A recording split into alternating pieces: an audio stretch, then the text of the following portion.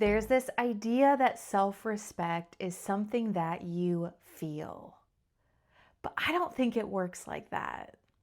I think self-respect is something that you live through action because at the end of the day, your life is a reflection of what you tolerate from yourself, but also from others.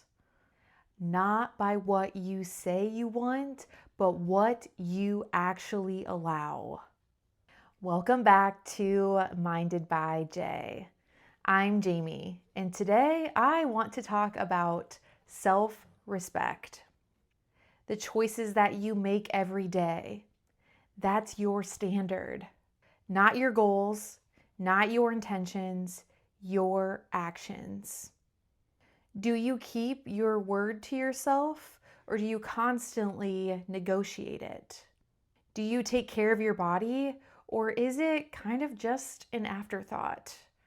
Do you stay in situations, environments, conversations that drain you and then wonder why you feel off? That's not random. That is a reflection of the standard that you have set.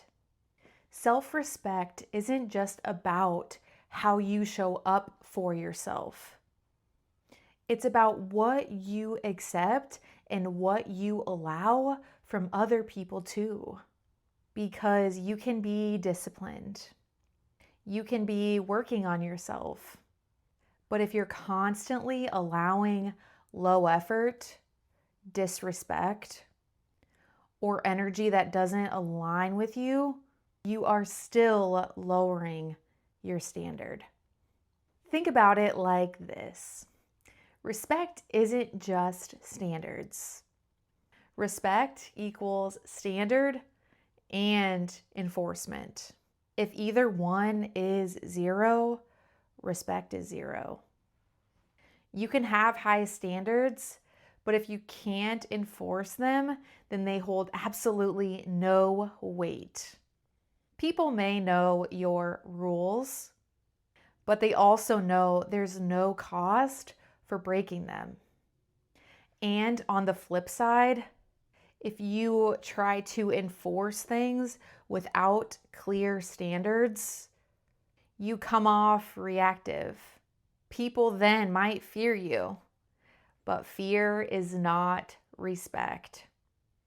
What you need is clear standards, consistent enforcement, no shortcuts.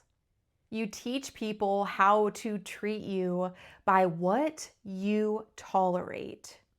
And the same thing is true for yourself. Every time you hit snooze, every time you avoid doing the thing that you said you're going to do, every time you allow somebody into your life that doesn't have your best interest, every time you let something slide that you know doesn't feel right, you are then reinforcing a standard.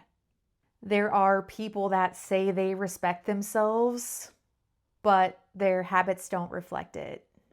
Their environment doesn't reflect it. Their relationships don't reflect it. At some point, you have to stop listening to the words and start looking at the evidence. The core truth of it all: if you can't respect yourself, nobody else will. If you keep breaking promises that you have made to yourself, why would you trust yourself? And if you don't trust yourself, how are you supposed to feel any level of confidence? Confidence isn't built by thinking more. It's built by proving to yourself over and over that you do the things that you say you're going to do. For example, self-respect looks like getting up when you said that you would, moving your body when you don't feel like it, having the hard conversation rather than avoiding it, Walking away from something if it doesn't feel right, even if that thing is incredibly comfortable. Starting over, even though you know it's going to be really freaking hard. That's self-respect. Not talk, not intention, execution. Now, if you've lost some of that self-respect, it doesn't just all disappear all at once. It disappears quietly, slowly, little by little. And if you're in that space, that's okay. We've all been there. But it's time that you pick up the pieces and get your self-respect in check. Here are 7 ways to rebuild the self-respect that you have for yourself. 1, stop saying it's okay when it's not. Every time that you allow what hurts you, you are telling yourself that you deserve less. It's taking shortcuts. It's letting things slide that you know matter to you. 2, don't stay where you feel like you're just an option. Self-respect begins the moment that you stop accepting half-ass effort from others, but also from yourself.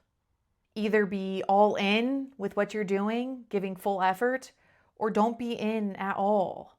It's all or nothing. Number 3, start saying no. Say no the moment that you feel like something is wrong.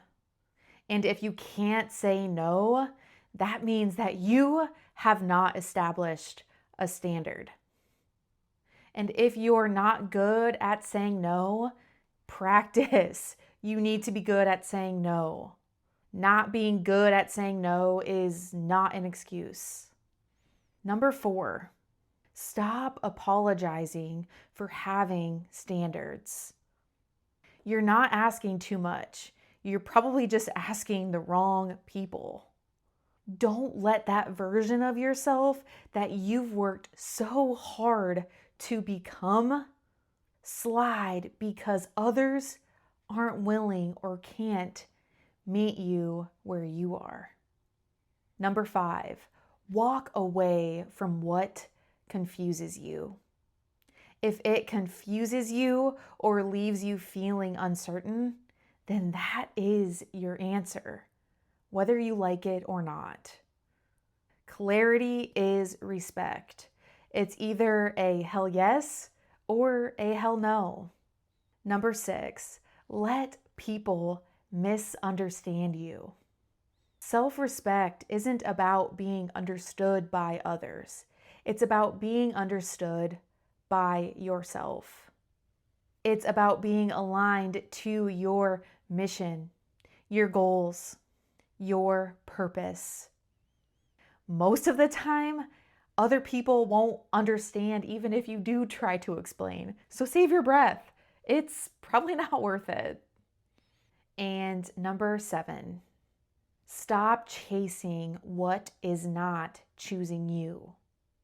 Stop chasing validation from others that don't even respect themselves. Chasing is how you abandon yourself. And more times than not, chasing is going to lead you to something that you don't even want. You're going to get there and you're going to be like, wow, this is not what I thought it was going to be. Stop chasing what isn't choosing you. All of this to say, at some point, you have to decide, what's the standard that I live at? Not when I feel good, not when it's easy, but consistently. Because your life will always rise or fall to the level of respect that you have for yourself. So if something feels off, don't look outwards.